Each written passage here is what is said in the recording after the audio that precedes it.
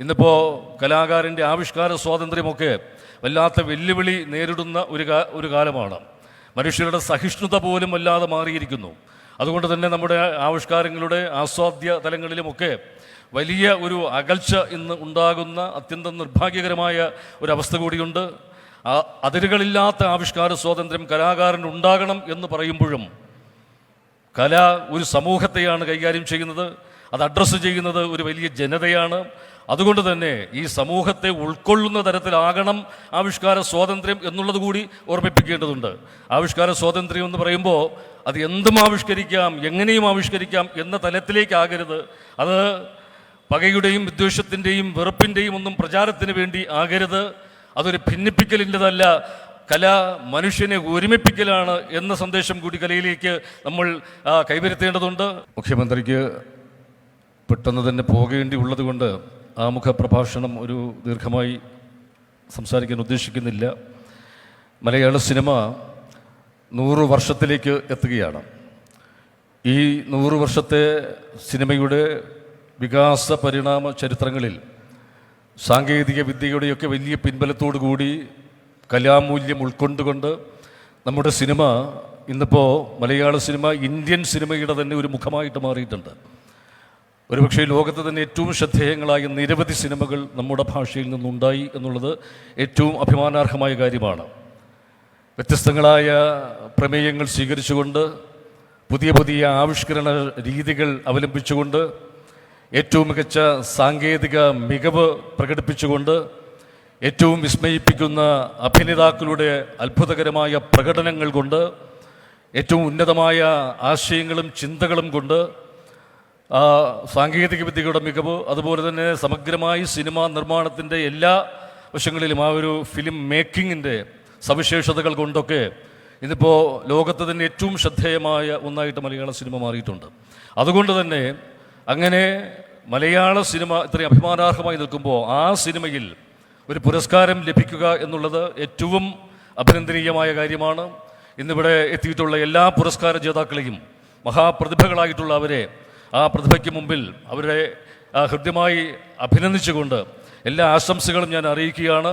ഇന്നിപ്പോൾ കലാകാരൻ്റെ ആവിഷ്കാര സ്വാതന്ത്ര്യമൊക്കെ വല്ലാത്ത വെല്ലുവിളി നേരിടുന്ന ഒരു കാലമാണ്. മനുഷ്യരുടെ സഹിഷ്ണുത പോലും വല്ലാതെ മാറിയിരിക്കുന്നു. അതുകൊണ്ട് തന്നെ നമ്മുടെ ആവിഷ്കാരങ്ങളുടെ ആസ്വാദ്യ തലങ്ങളിലുമൊക്കെ വലിയ ഒരു അകൽച്ച ഇന്ന് ഉണ്ടാകുന്ന അത്യന്തം നിർഭാഗ്യകരമായ ഒരവസ്ഥ കൂടിയുണ്ട്. അതിരുകളില്ലാത്ത ആവിഷ്കാര സ്വാതന്ത്ര്യം കലാകാരന് ഉണ്ടാകണം എന്ന് പറയുമ്പോഴും കല ഒരു സമൂഹത്തെയാണ് കൈകാര്യം ചെയ്യുന്നത്. അത് അഡ്രസ്സ് ചെയ്യുന്നത് ഒരു വലിയ ജനതയാണ്.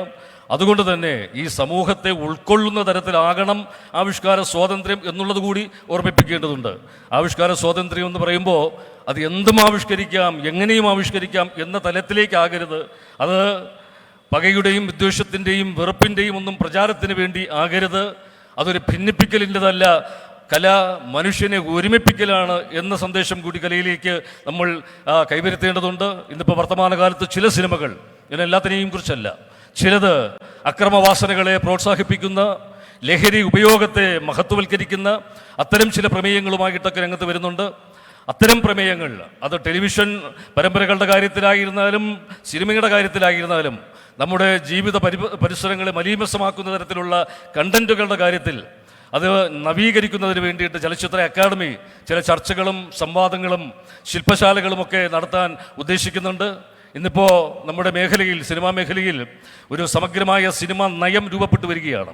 100 വർഷത്തോടടുക്കുമ്പോഴും മലയാള സിനിമയ്ക്കൊരു സമഗ്രമായ സിനിമാ നയം ആവിഷ്കരിക്കപ്പെടുന്നതേ ഉള്ളൂ. അത് വ്യക്തമാകുന്നതോടുകൂടി തന്നെ ഒരു ഇൻഡസ്ട്രി എന്ന നിലയിൽ, ഒരു കൾച്ചറൽ ആക്ടിവിറ്റി എന്ന നിലയിൽ സിനിമ കൂടുതൽ ഔന്നത്യങ്ങളിലേക്ക് ഉയരും.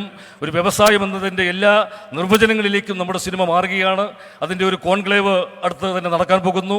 നമ്മുടെ സാംസ്കാരിക വകുപ്പിൻ്റെ നേതൃത്വത്തിൽ സംസ്ഥാന സർക്കാർ വലിയ പ്രാധാന്യം നൽകിയിട്ടാണ് അത്തരം പരിപാടികൾ സംഘടിപ്പിച്ചിരിക്കുന്നത്. അതുപോലെ തന്നെ നമ്മുടെ സിനിമയിലെ സാങ്കേതിക മേഖലയിൽ നമ്മൾക്ക് അഭിനേതാക്കൾ ധാരാളം വനിതാ സാന്നിധ്യങ്ങളുണ്ട്. പക്ഷേ സാങ്കേതിക മേഖലയിൽ വനിതകളുടെ സാന്നിധ്യം കുറവാണ് എന്ന ഒരു പോരായ്മ കണ്ടുകൊണ്ട് സിനിമയിൽ ഈ സാങ്കേതിക മേഖലയിൽ പ്രവർത്തിക്കാൻ ആഗ്രഹിക്കുന്ന വനിതകൾക്ക് വേണ്ടിയിട്ടുള്ളൊരു പരിശീലന പദ്ധതി ചലച്ചിത്ര അക്കാദമി സംഘടിപ്പിച്ചു. അതിൻ്റെ 2ാം ഘട്ടം കഴിഞ്ഞു.